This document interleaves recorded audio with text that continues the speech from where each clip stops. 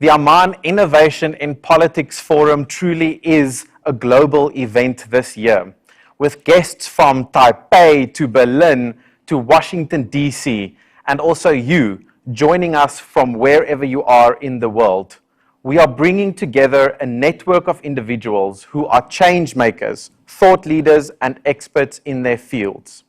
And so it's only fitting that we start our first chapter of this forum on the topic of innovation and the power of networks, and also the impact that this can have on politics. For this conversation, I am joined by our moderator, Marike Groenewald, all the way from Cape Town, South Africa. Marike is the founder of Anew, an organizational and leadership development agency. Hello, Marike. Can you hear me? Ah, here we go. Here we are. Hello, Clinton. I can hear you, and it's wonderful being here with you. It's a beautiful day in Cape Town, but it's an even more beautiful day to be here on stage with you. Thank you so much, Marike. Now, I know you have a star-studded lineup of guests for this first discussion on networks. I think everybody is well warmed up and excited to get going, so I won't waste much more time, and I'll hand over straight to you to take it from here. Thank you so much, Clinton. And hello, everybody. As you heard, my name is Marike. I am the moderator of this first chapter in our Innovation in Politics Forum, and I'm so thrilled to be here with you.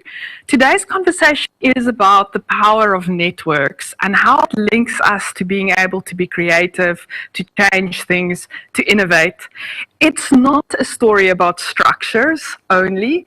It's a story about relationships, about connectedness, about being with each other in a way that leads to real change in our regions and in the world.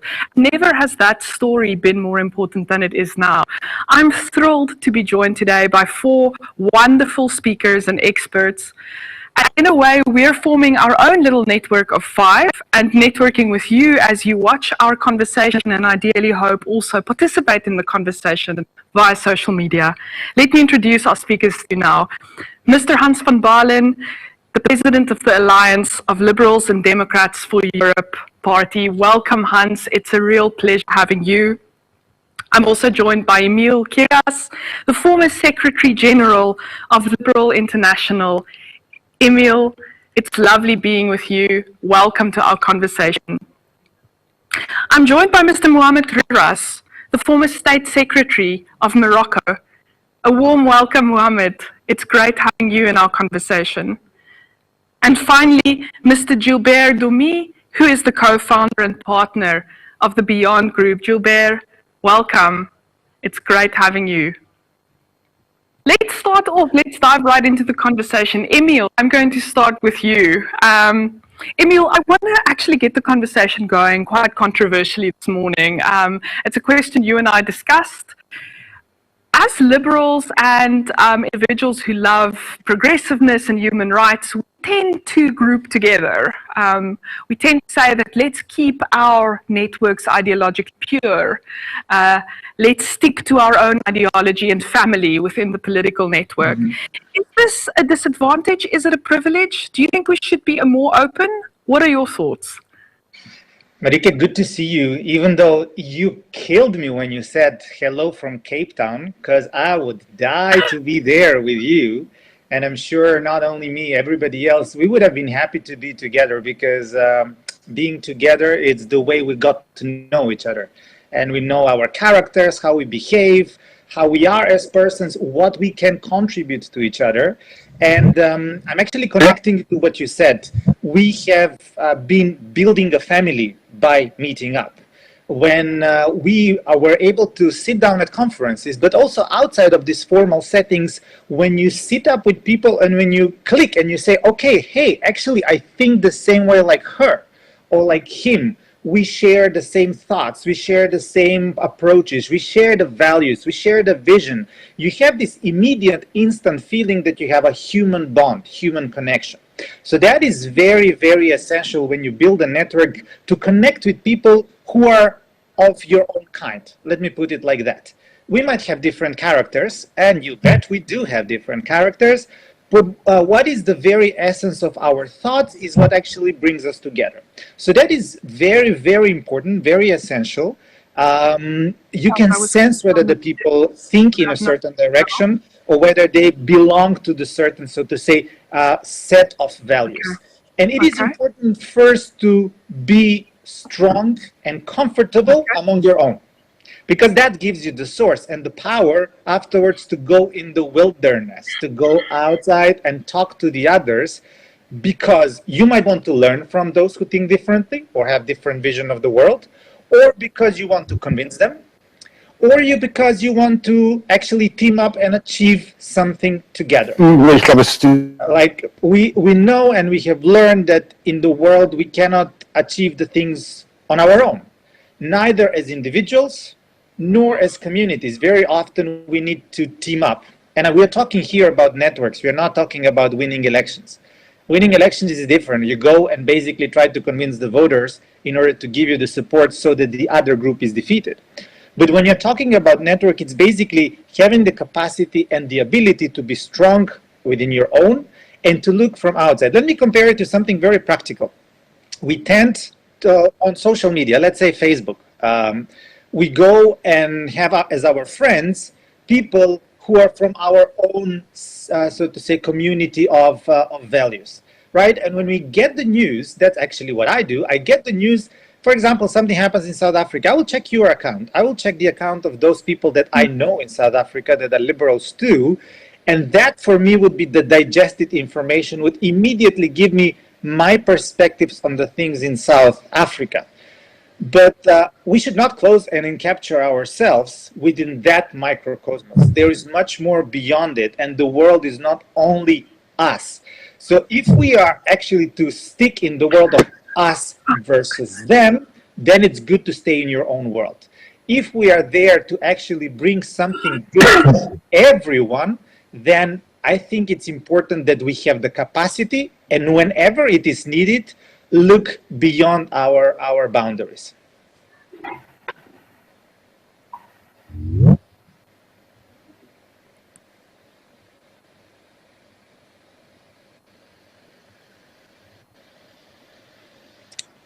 Do we hear each other? No. Emil, I'm back now. Welcome back. I left you for a moment and returned to Cape Town. Well, that's the power of networks being connected and disconnected, but we are still together. That's good. Indeed. And what I love about this is that this opportunity is also a chance for us to be curious about how we can connect in this time. And that means that things might be a bit glitchy at times. President Hans from Baalen, let me check with you. Can you hear me? A warm I can hear you welcome. very well, Marike. Very well. It's lovely having you. I was wondering whether you might share your thoughts at this stage about how you've seen liberal parties stay connected with one another and in fact connect with each other in Europe and around the world. You have a career of bringing people together and building alliances. How are parties doing it? What have you seen? We kunnen ook Afrikaans praten, hè? Maar dat zullen we niet doen. I said we can also talk African because I'm Dutch speaking, but anyhow. What I believe is that networking is very personal. Because if you have an overflow of information coming from everywhere, people are the whole day just behind their computer or iPhone reacting. So normally, for us liberals in Europe, what we use is personal networks. So if I want to know something about Macedonia, I call Emil Kirjas because he knows about Macedonia. If I want to know something about Estonia or Slovenia, I call the people I know there. And let me say, whether it's Zoom or Teams or another network, it can help. Indeed, it can help to bring us together. But if you lose the personal touch, it doesn't work. Because what do I want as president of the European Liberals? Not just chat. I want to make our liberal family powerful. So I want to bring together our prime ministers, 6 prime ministers in the European Council and the French president. I want to bring together our commissioners in the European commissioners, our members of parliament in the European Parliament, and those in the national member parties. And that's a personal connection, because they're not, let me say, the whole day on their iPhone or whatever. If I want to connect to Africa, I know my friends also, let me say, in the Democratic Alliance, or in parties in Western Africa, or I know the Nauman Foundation or NDI. So what I normally do is, let me say, trying to bring liberals together for results, that they speak to each other, that they coordinate, that they work together in national parliaments, in the European parliaments, that they work together in Liberal International. So for me, it's all personal, it's all, let me say, one-on-one, but supported by the modern media. Thank you. Hans, I love how your response also links so well to what Emil has said, that networks are both organizational and deeply personal in nature. It's about those connections and relationships around the world. I want to, for the moment, turn our attention to the Middle East and North Africa. And Mohamed, I was wondering whether you might share your thoughts, also based on your experience, how you think a new liberal network could influence politics in the region. Hello, do you hear me? We do. Yes, we do. Thank you, Marike. It's good to be with you guys, to be with the liberal friends, Hans from Baalen and Emil, and all of you guys. I wish we could meet in Antalya in person, but thanks God, we have now these new tools that can allow us to be together virtually too. Now, thank you for inviting me, and thank you for this important question. I want, Marike, if you don't mind, I want to start with something a little funny. It is said that stupidity is doing the same thing over and over again and expecting different results. And I am sure that none of us wants to be stupid, do we? So we have to innovate. If we don't want to be stupid, we have to innovate, and we have to make evolutions in our lives, in our ways of doing things. We have to innovate to survive, as Clinton said in the opening of his ceremony. And as Dirk said, nothing is going to be the same again, especially after this pandemic. So, and we are reasonable people. We're not going to try to change the world to us, but we have to adapt and change so that we can survive in this world. This is why we need innovation and evolution in our regional network, so that we can help connect reformers to exchange and share ideas and experiences, as Hans said. We have to mobilize people over issues of common interests. And we need an innovative network of liberal parties that can indeed be a real political power. I mean, Hans said it. I mean, coalitions, networks are one sources of the 7 sources of power, and we can only be powerful if we get together, if we work together. And especially in this part of the world, we know that our politicians are not coping with the changes. Sometimes, or most probably of the time, it's just the same messages as in the 70s and the 80s and the 90s, as if nothing has changed yet. And we need to innovate. We need to work together so that we listen to the young populations, we listen to women, we listen to real needs of the region. We need to make scientific methods for elaborating our political programs, to analyze the data, to do policy assessment, and to provide support for each other. This is very important. And not only moral support, but when election time comes, we have to go and support each other. It's important for our constituents to know that we have friends from overseas, from other countries that believe in us too. And this will help us be powerful as liberals to disseminate the spirit and the values of freedom and liberty, especially in this region where obscurantism is doing a lot of effort to disseminate darkness in the world, unfortunately. Thank you, Marike. Mohamed, thanks so much. I mean, I'm learning so much from this conversation as well about propelling political organizations in 2020 and into 2021 and using networks to do that. Those same old messages that we hear political parties driving are not aligned to new generations' needs and wants. I want to turn now to you, Gilbert, and I'm wondering whether you might share with us your thoughts on specific concrete examples or ideas for how liberal networks might challenge those who are currently in power. It's an illusion if we think we're only coming together to have a nice glass of wine and drink coffee. Of course, we come together so that we can learn from one another, so that we can also win elections and govern. And so this is one of the purposes of a network. Gilbert, would you want to share some of your thoughts around how we can challenge power where we are in regions we work?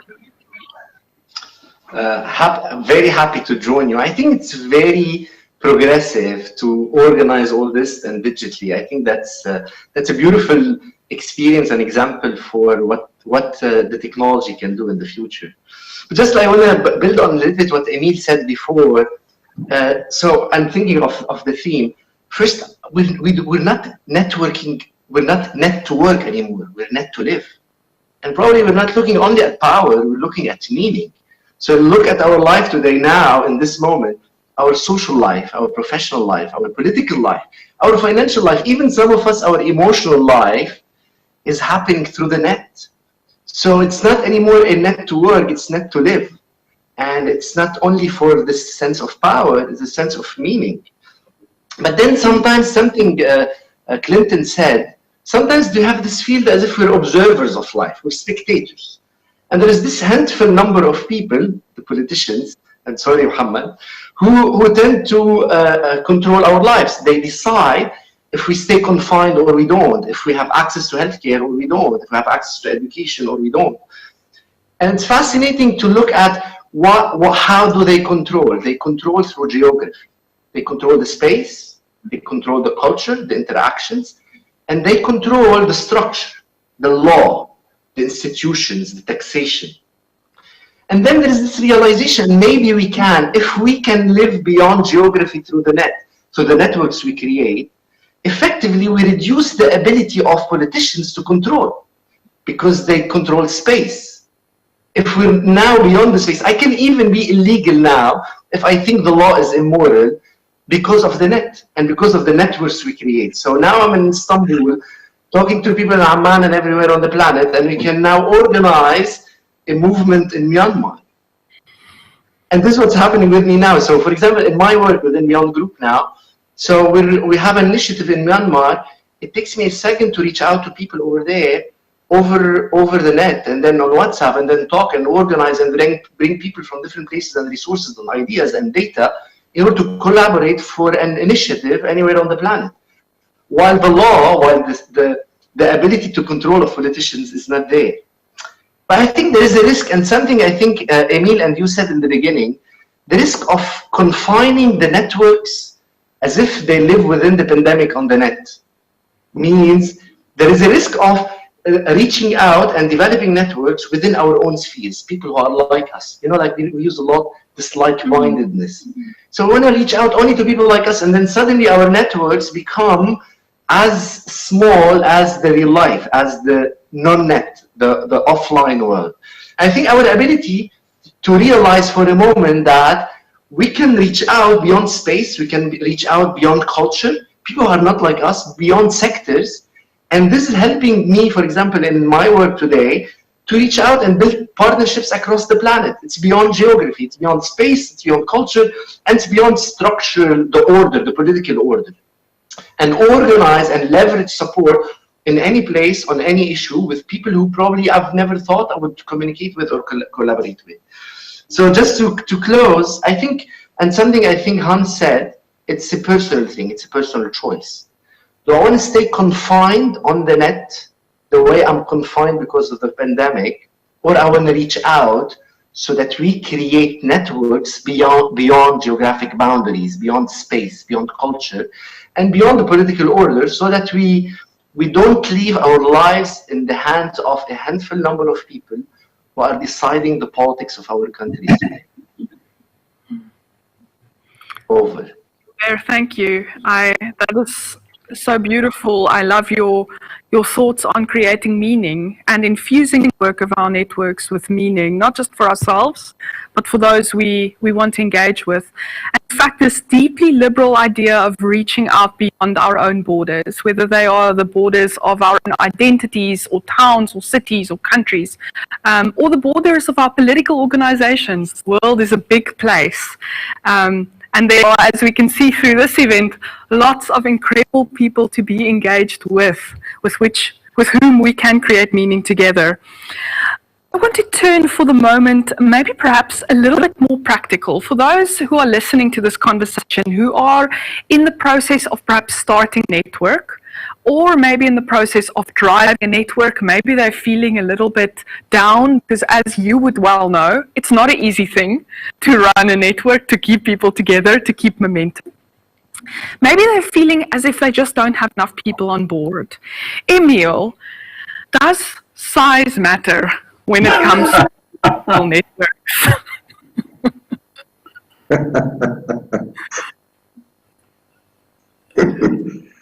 Where's Emil?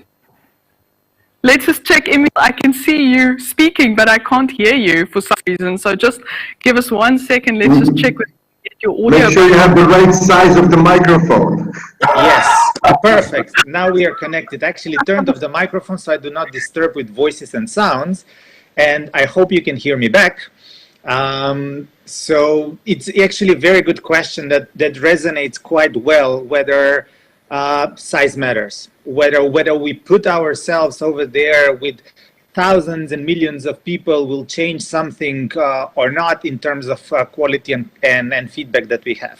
Well, you know, we are 7.7 billion people on this planet, and every single individual has her or his own quality and capacity, his or her own value, his or her own light that she shines, and that's what makes the humanity beautiful.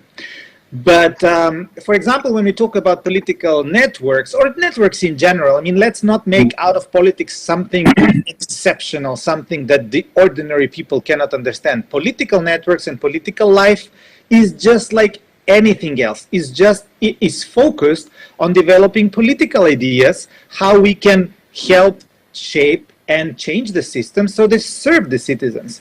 So when we think about networking and talking to the others, whether it is important to know everybody or whether it's just important to know few, or whether it's important to focus on a size.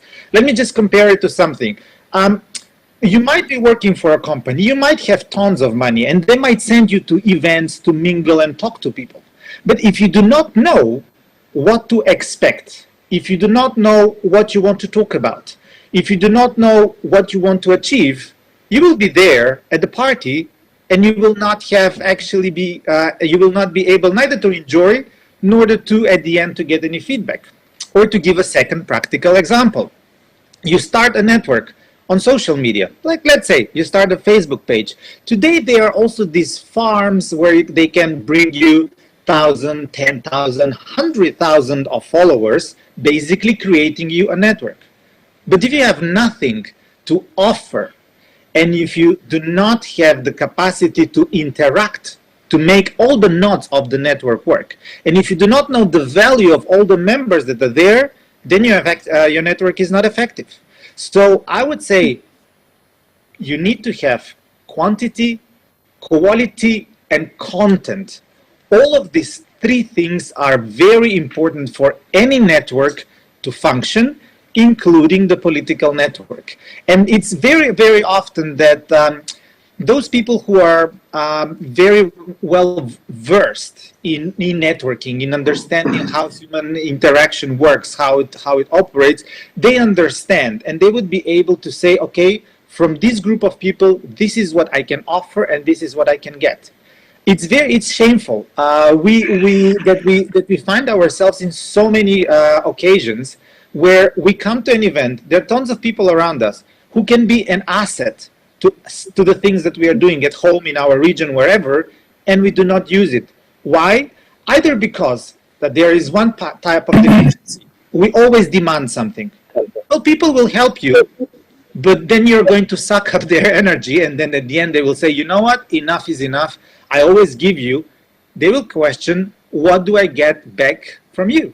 What you have to think is always what you give back to the network. It's like, just imagine a node of a map of different nodes. You cannot just take the energy away from everybody. You need to offer always something.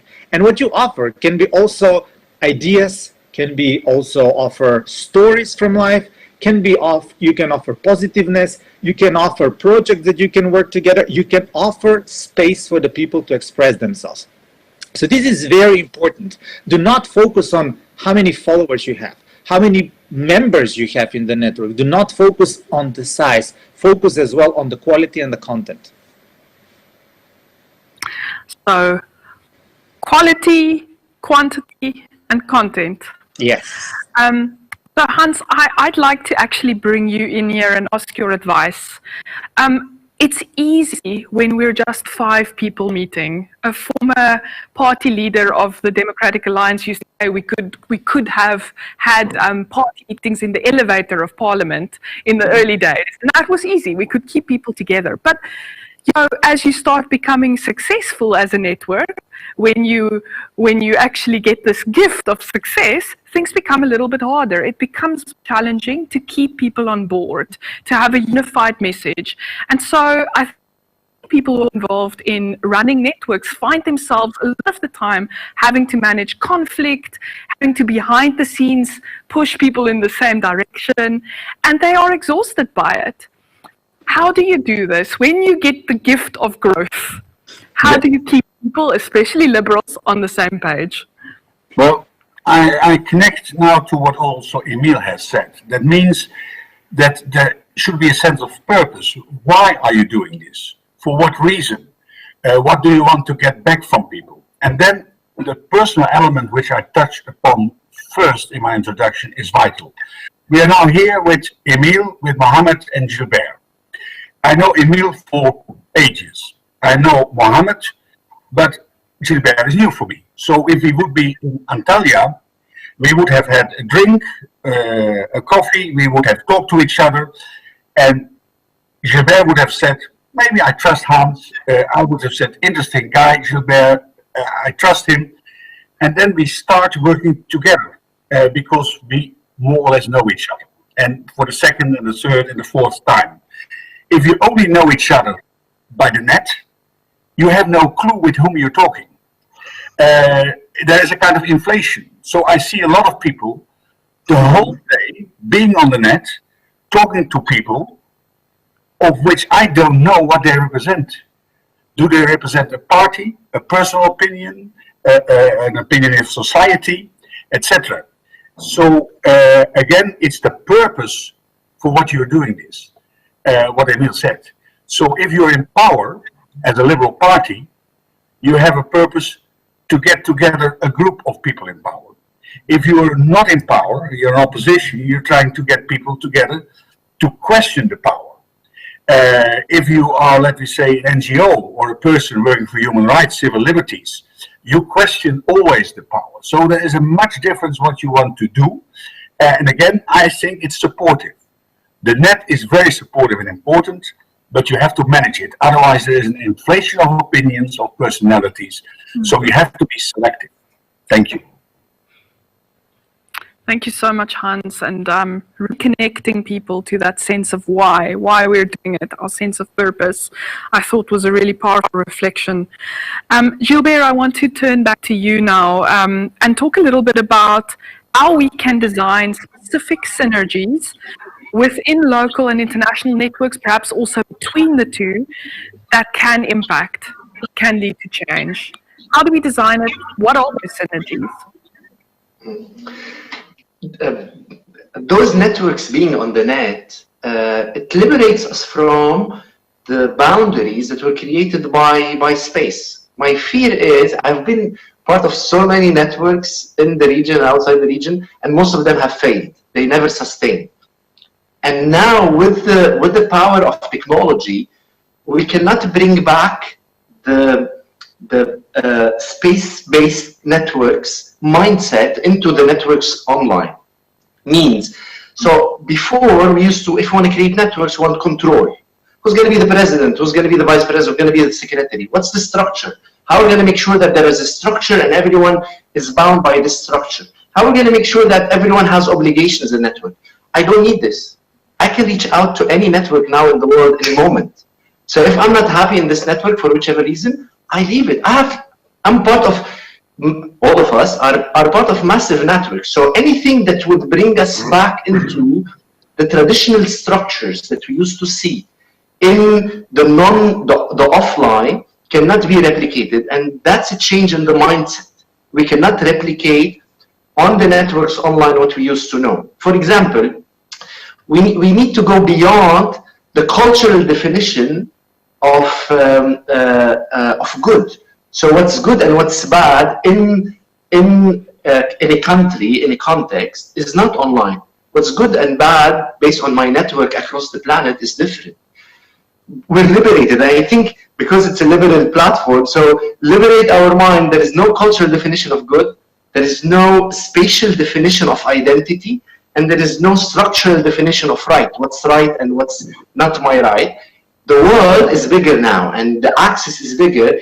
And our mindset, or my mindset, is different in the online than it used to be on the offline. I believe what brings synergy is a common vision. And this vision is not stagnant. It can change from one network to another, from one time to another, from one type of cultural system, human system I'm part of to another. We need just a declaration of intentions, and an intent that we would like to explore something together. Could be work, could be conversations, could be relationships, could be political, could be, so just a declaration of intentions, and a platform for partnership, a system where we can do things together, explore things together, learn things together. I don't think we should go back to those networks that used to be created in the offline world, so that we are liberated. And the first liberation is in our mind, not to see those networks online with the same mindset that has failed in the offline that was geographically bound. And as you see, I'm very much focused these days on this whole geography idea and how geography used to be limiting to my ability to reach out, to interact beyond the cultural, spatial, and structural boundaries I used to live in. I'm beyond that now on the net, and that's a beautiful example of what we're living in this moment. Gilbert, and I want to ask you another question following on what you've just said, because I think for many people, connecting on net, creating that network of, as you said, intention, of meaning, is the first step. And then once things start gaining progression, there is perhaps a moment where they ask themselves, okay, what now? What is next for us as a network? What do we put in place in order to sustain the momentum that is inevitably there at the start? Is there something that we can take from this previous offline phase that we can take into this new era of building networks that are perhaps worldwide, online? What can we learn? What can we take with us? And what should rather stay behind from the traditional networks? Again, so I think this whole idea of like-mindedness, we should get over it. I tend to want to network with people who are not like-minded, who are different in space or in culture or in a political spectrum. I want to reach out to those people in addition to the like-minded people, but also like just tapping into my experience now and something I'm super enjoying. And as you know, like Lebanon is in difficult times, and probably this has created a huge opportunity. Today, like we're creating a circle of organizations all over the world that are different sectorally, expertise, are different in where they're based, they're different in their approaches to things, and those are the ones that we're collaborating now to work in Thailand or in Africa or in Ethiopia or in the Balkans. And you know what? And people who are working together, the beauty of being diverse is what creates opportunity, what creates impact, what creates as well revenue. So I think the main thing for me is no control, and no structure, and no obligations. Any network that's going to create control, structure, and obligations and 10 others, thousands others, other networks. So it's basically repeating them. It's common vision. It's just a declaration of intention and just a mechanism for partnership, for collaboration. Thank you, Gilbert. I want to now turn into taking our network into 2021. Mohamed, perhaps getting your reflections on, you spoke earlier about political organizations getting into the modern era, being able to engage with new generations of people that it wants to engage with. How do we use new communication technology, specifically also for the MENA region, to drive change, to have impact? Thank you very much. Let me share with you some important figures that I keep in mind from the time that I was Secretary General at the Ministry of Youth and Sports in Morocco. Our region is a very young region.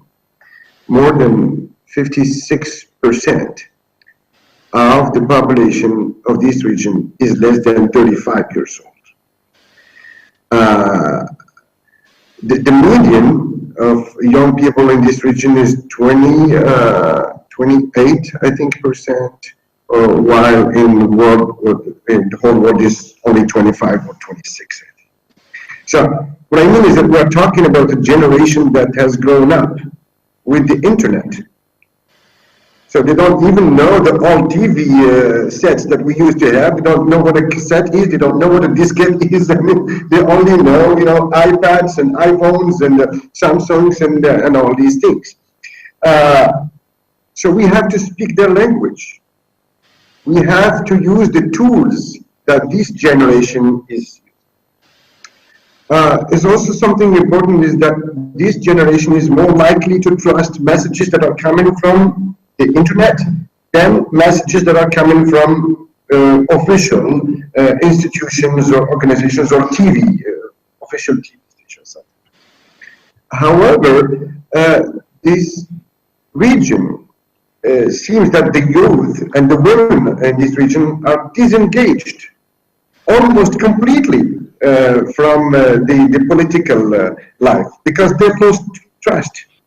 Unstable, and most of the time it's unfulfilled democratic processes, even when they already started.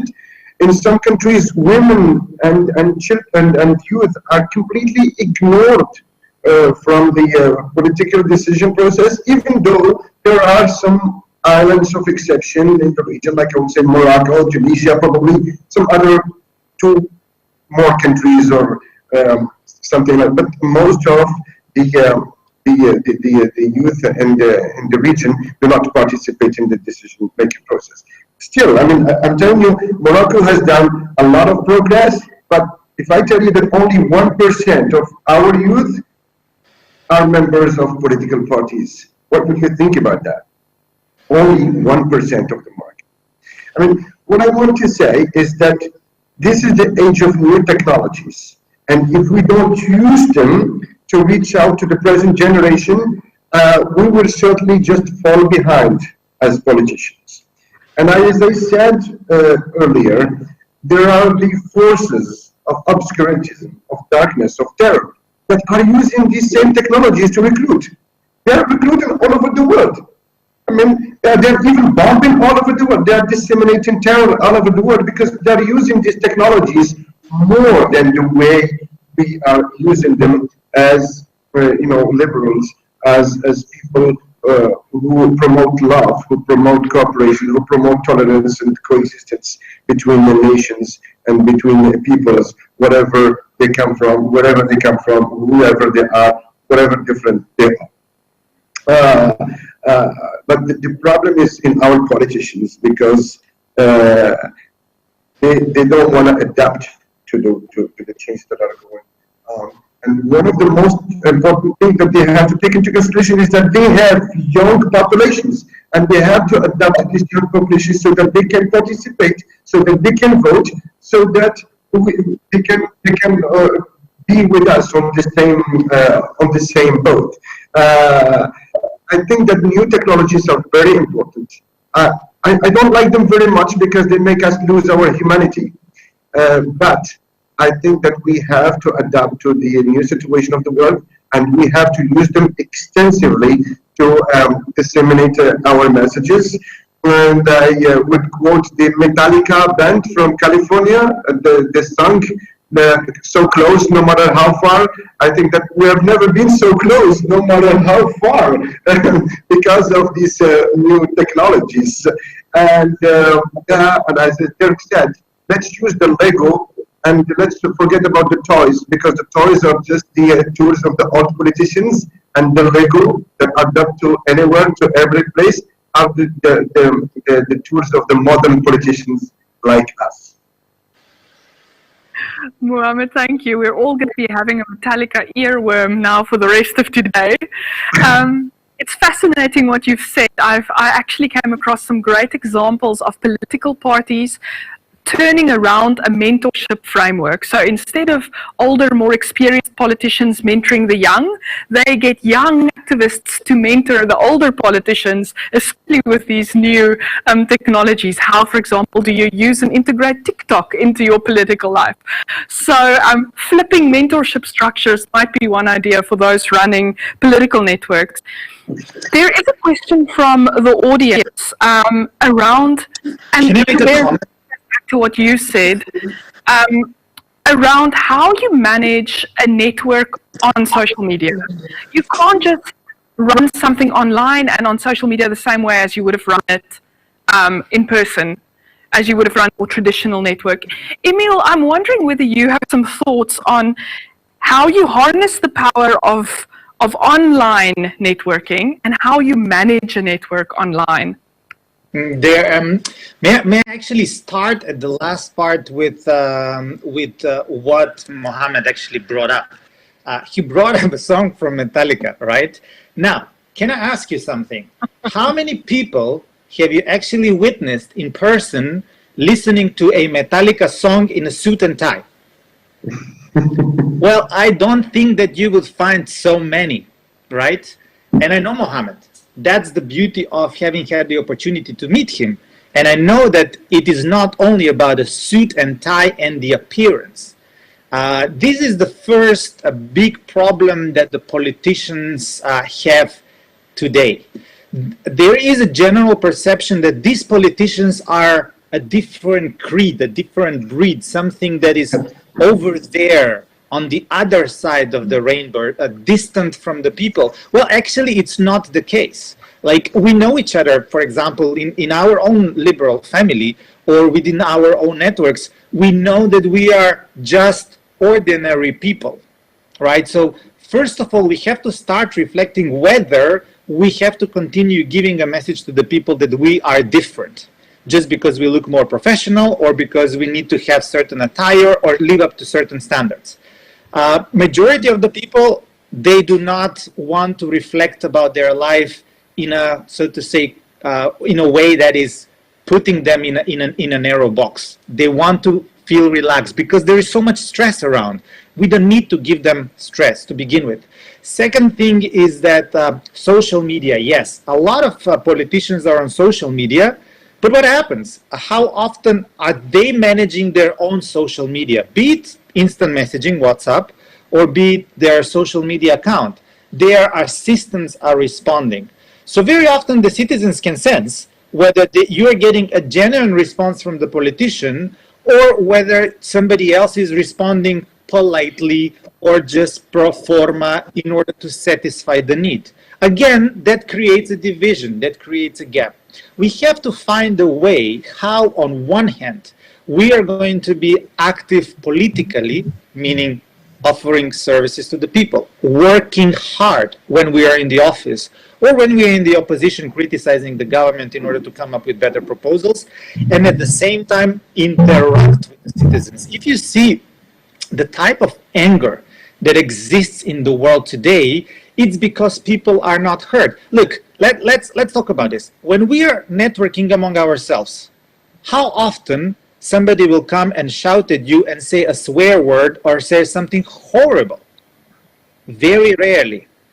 On the internet, most of the comments on a public space are actually insults, which means it's completely different world. In the social media, the people are ranting. When they're meeting a person, in politician, then they're choosing their words. So these two worlds are not coherent, but it sends a same message. People want to be heard. They want to hear communication. They don't want to be taught. And this is essential, like in political communication, but also with the network. There has to be, and I repeat again, there has to be a dialogue. We're talking about the MENA region.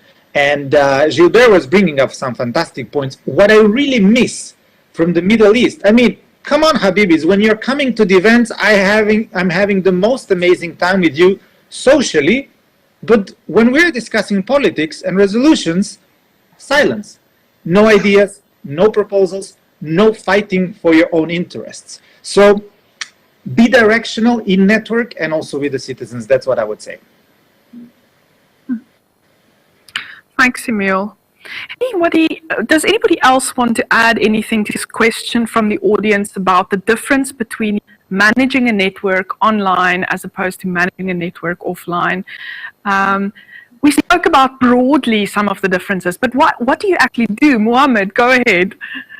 Yeah, I agree with what Emil said at the end. It's very important because when we meet in person, it's party. And we're having a lot of fun, we're having a lot of great time together, but in terms of productivity, it was not a big deal. And this is why I used to call these, meetings or these networks, I used to call them just the travelers club. People were just traveling. We're not fighting for something, for policy issues, for something, for their peoples, for their countries, for their parties. And I think that one of the blessings in disguise of using new technologies is that only those who are serious, only those who are concerned, only those who want to do something for our liberal family, we will see them present virtually because there is no traveling. There are no hotels, there are no place, no restaurants, nothing like this. And but I hope that we can have some hybrid, have combination of use of both, so that we have serious. We lack serious people. We lack the way people perceive networks. For them, as I said, it's just traveling clubs. It's not for serious matters, and that's a pity. And I hope this will change. Just can I come in here for a second? Yes, of course you were. Go ahead. Because I don't agree with Emil at all, in fact. Because if you look at the level of engagement and the level of politicization of Arab young people is massive. Probably it's one of the most active in the world. This hasn't been able to translate into political change. And here we can dissect the reasons behind this. So just to say that, and look at the generational gap as well between the political elite in most countries and how old they are compared to the younger generation. There are multiple reasons. I won't go there because I think there are some internal issues, but also there are some geopolitical reasons as well for this. So we won't go there. But to refocus the discussion on how there are massive political networks online for change in countries. Probably if we look at social media penetration rate and use for political purposes, we're probably the highest in the world. I remember during the Arab uprising, it was the highest in the world in terms of engagement of young people using social media for political change in the countries. To say that, yes, the online today create an opportunity for a lot of people to use networks within countries, regionally and internationally, to leverage political change, and this is happening. How do we translate it into geographies, into the nation state? Here it becomes a little bit more complex because those systems that we're living in those countries are badly correlated with other systems that are geopolitical, that are international. Because I can give them as a case, but I won't go there, just not to divert the discussion. Just to say that it's not true. What we need to do now is to leverage those online networks so that they can have more power within the different geographies that are in the region, and this is possible. May I also intervene, if possible? Go ahead, Hans. Yeah. Again, it's also about commitment. If I speak to a person through the net, he or she should give me true information, not just an opinion. That's not enough. It's interesting, but it's not enough. Emil talked about the fact that offline you have a normal conversation, online people are cursing, etc. I immediately block those persons because I don't accept cursing and being rude. That's unnecessary. But in the end, if you don't travel to a hotspot, for instance, talk about MENA. I've been in the Western Sahara. I've met people from the Moroccan side, from Polisario. I've been there on the spot. I smelled the situation. I've been to Algeria. So I have an opinion from the whole region. And I can use this. The same with Lebanon. I've been in Lebanon. I've been in Israel. I've been in the region. I know the problems. But that is only because I know the people. If I would have done so only by using internet, I would have a totally different view, probably not a really seasoned view. So again, it's about selection, it's about the right use, and what is important, and let me end by this, for us politicians, I agree with Emil, we are just normal people mandated for a certain time to be in parliament or in government. We were normal citizens as well. And what is so interesting, grassroots contacts. You saw that Israelis and Iranians, normal people, they were on the internet talking to each other. People from Egypt and Morocco talking to each other. Those kind of things are vital. The grassroots involvement. And we as politicians can learn of this, can support it, and can, in a positive way, use it. And if I can just comment to Gilbert, I mean, it's beautiful to disagree, and the more dialogue we have with different opinions, the better, right? Because it helps us grow. I want to clarify when I was explaining about the presence of the people, especially from the MENA, I was not talking about the internal politics. I was talking at external events. That's where we are having a feeling that there is no much feedback. There is no fight for the positions, there is no fight for the stands, there is no fight for whatever changes in the policies that is being done. This is where I said that there is a lack of action or lack of interaction. On national level, geography, I guess you would know it better. But for what the network can be used for, again, I'm talking from the international perspective, where I have more experience, is, let's say, NEOS from Austria, or Ciudadanos in Spain, or Momentum in Hungary. Momentum in Hungary was a movement that was transformed into a political party. So let's use those examples from within the network, how to help the young people, let's say in MENA, be it in Lebanon, be it in Jordan, whatever, how to transform their movement on the social media into something that is manageable politically, so that they're going to be able to channel their positions and make sure that they're not only being there online, but that they're done in such a way that they're going to resonate within the system or even change the system. That's actually what my focus was on. Because I fully agree with this statement. So we can disagree on certain things and agree on many others, which I agree that there is a need for more networking on a regional level and beyond the national level. Because most of the parties you mentioned and the movements, we are connected and we do collaborate and we are in touch internationally, but less on the regional level. So, and I agree that we need to increase the networking on the regional level and not only internationally. We're more comfortable networking with those internationally than in the region. And there are reasons for this, not to go into the politics and the geopolitics and why there is less, because if you look at the public space in the region is less open. So it's only open online, but when you come into the geography, again, the space, it's very difficult for new political groups to have ground. There is a high oppression, high threats. It's very difficult to operate.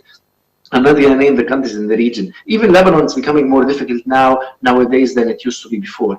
So I agree that regionally we need to increase the leverage of the internet, of the online, for more collaboration and more policy work and more substance work, but also more activism, while at the same time engaging the international groups that we are aligned on the different values and vision and approaches to things, keeping in mind that, again, I feel somewhere we need to shake the political order, because the political order that we've seen for the last 100 years, this nation state that is based on the geography, somewhere needs to be shaken, because even in your own country, the political interests, I don't know where are you from, Emil, but even in your own country, the political interests within the country and in the region are not necessarily aligned with what you hope for in your own country and elsewhere.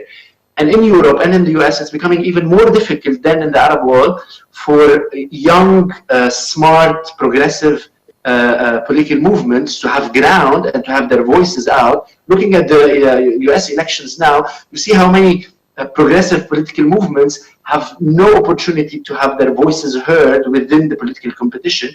And the disengagement in Europe and in the Western world is worse than, in fact, there is more engagement in the Arab world, but it hasn't been successful in translating it into policy, versus disengagement in the Western world that as well is not succeeding in influencing policies, but by the same political parties are losing their engagement vis-a-vis the younger generation. So I think somewhere, somehow, this whole political order could be transformed with the opportunity we have now on the net. And this is where my thoughts are, is to use those networks for a shift in the way we manage our cities, our societies, and our countries beyond the space that the traditional political elite can control. Thank you, Gilbert. I'd like to move on now, and I hope that everybody listening to this conversation is enjoying the richness of it, and that you are listening to the differing experiences in this room, on the stage, and drawing what you need from this conversation to the benefit of your network based on where your network is, its development. A new network needs something different than a network that's 2, 3, 5 years old. This is a forum on innovation. And I want to move towards the end of our conversation and ask our 4 speakers whether you have encountered any incredible innovation examples that you're seeing in action at the moment, that you think even this small little bit of innovation might support networks around the world, if only they knew about it, whether it is in terms of structure, communication, technology. What are you seeing? Emil, you mentioned momentum, you mentioned NEOS. There are tons of other examples, also more organic movements, Gilbert, that you spoke about around the world. Practically, any examples of what they're doing that is really innovative and amazing? Oh, why actually go far away from where you are, Marike? I mean, let's use the example of Bring Them Home, what Darren started. You're a member of parliament. Exactly when the lockdown happened with the coronavirus, and so many South African people were stranded all around the world without the ability of coming back home. And this was just a fantastic idea of a member of parliament with people from the DA abroad reaching out to contacts, trying to bring the South Africans home. I was asked to see if I know people in the government of Thailand, in Cambodia, in Laos, in Malaysia, elsewhere in the world, to help South African people come back home to their country because the government was unable to provide the service. It created a network of first couple of thousand, then 6,000, 7, 8, 9, 10,000 people who were actively talking to each other, communicating, trying to reach a certain goal. Suddenly, I was actually talking to the guys in South Africa, and suddenly they were in a situation where they had to reflect how to use this network that they have created within a couple of months that was efficient, vibrant, and that was delivering into something that is substantial. So I do think that this kind of disruptive way of looking at the things, goal-oriented, and then turning it into something that can be positive for the society is very good. These kind of things, as Gilbert said, and the others, they are happening all around the world, and we just need to see how we're going to be able to help each other to steer them towards achieving goals, either small goals or general political ambitions.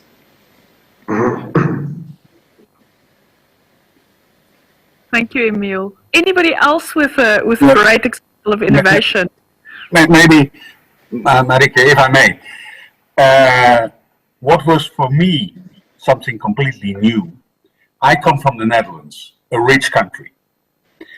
And for me, through the net, I got a lot of information about emotions of people, even in my own rich country, which were feeling left out. And they're decent people, but they're voting for extremist nationalist parties. And they feel left out. So I saw that I was in a bubble. I've never met those people. I've never seen them. I have ignored them as a liberal and a Democrat.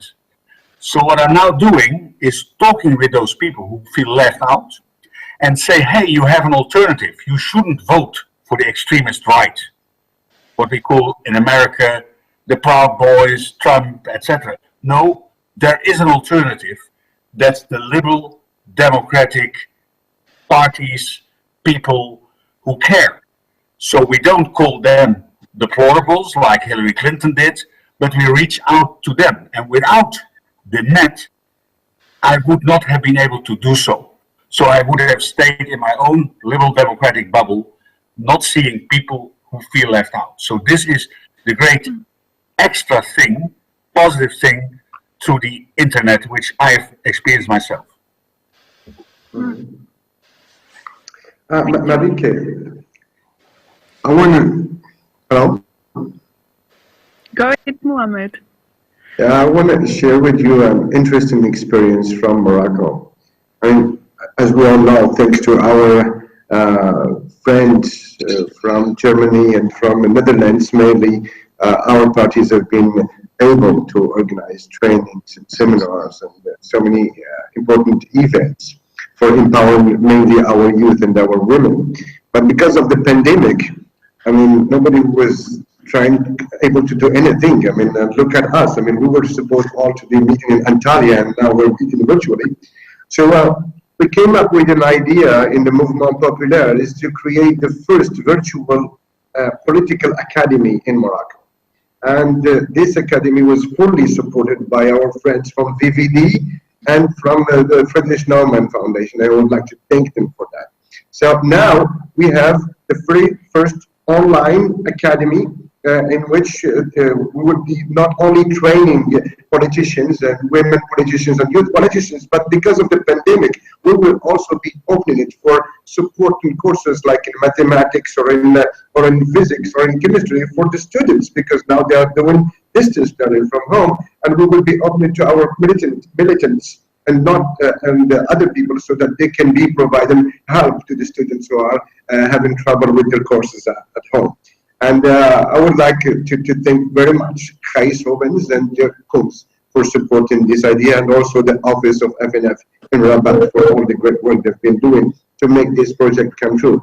By the way, the academy will be launched officially on January. What an incredible example, Mohamed, and we wish you well with your virtual academy. I hope many more political organizations steal from the best and take that idea on board as well. Before we close, Gilbert, any closing thoughts from you?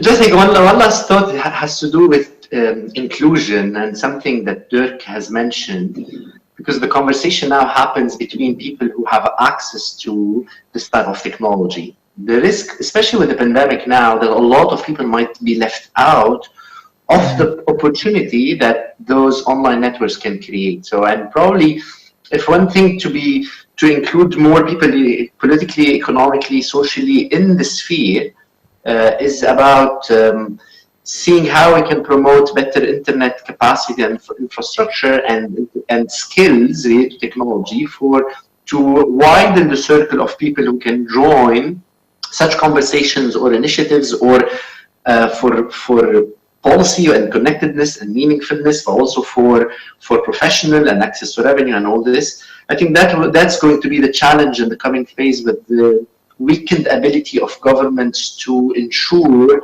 better access to infrastructure in many countries in the region and outside. I think this is probably one thing to think about during these 2 days, how to have increased access so that we can increase inclusion.